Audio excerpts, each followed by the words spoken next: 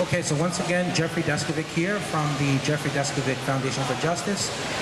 We are here at 60 Center Street. We have just wrapped up a press conference calling on the governor to sign S-2412, the Commission on Prosecutorial Conduct. And so I'm interviewing our prime bill sponsor in the Assembly, which is none other than Assemblyman Perry. So good afternoon to you, Assemblyman. Good afternoon, Jeffrey. How are you today?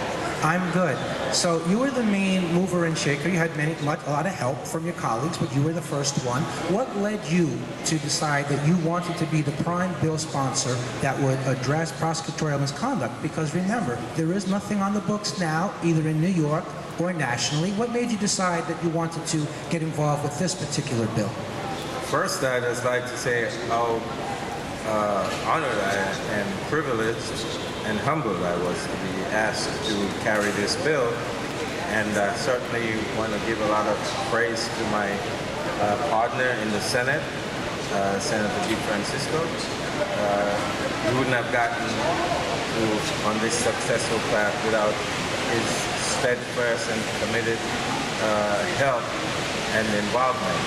He really believed in this, and he's retiring, and I want to wish him a happy and long retirement, but he will retire and feel good that the final bill that he passed in the Senate changed New York for the better, and that he goes out as a champion of justice. And the only people who oppose this bill are the champions of injustice. And New York begs for justice, begs for a system of justice that's fair. And this bill, when it becomes law, will do just that.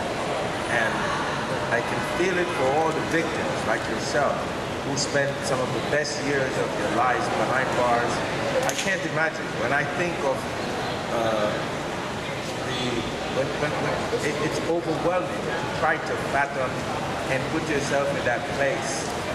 I'm a father, I'm a brother, I'm an uncle, and to think of a member of your family innocent behind bars and being unable to fight and prove himself, and the person with the goods or your innocent is out there continuing to perpetrate those crimes. It's just so necessary that we need this.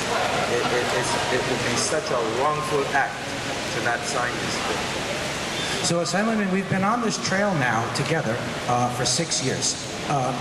Talk about the importance of bipartisanship in passing this bill. You referenced Senator DeFrancisco, but and of course he was a main mover and shaker in the Senate. But talk about bipartisanship in general and the importance of that in getting this legislation passed. Well, you know, a lot of perception in Albany among my colleagues, when you look at the bill, the provisions in the bill, and what we tried to do by making this law, the perception was that it was a liberal bill. It was for Democrats and Republicans. But as it actually is, the threat or the danger of wrongful conviction, any citizen, is not a partisan danger. It's not seeking out Republicans from Democrats, white from black, and so forth. Overwhelmingly, the victims are Latinos, because they and African Americans and minorities, who make up most of the convicted in our system. But the issue does not come in a color or a political party. And so I was not surprised as I shared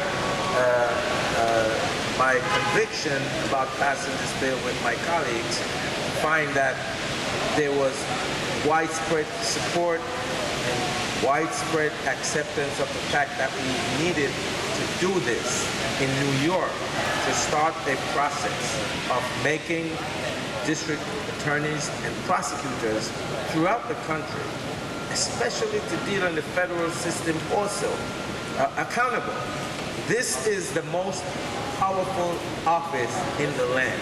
Even the president can't sleep He's up at 3 o'clock every morning tweeting, and the big thing that bothers him, the prosecutor. The prosecutor, the most powerful man in the world, fears the prosecutor.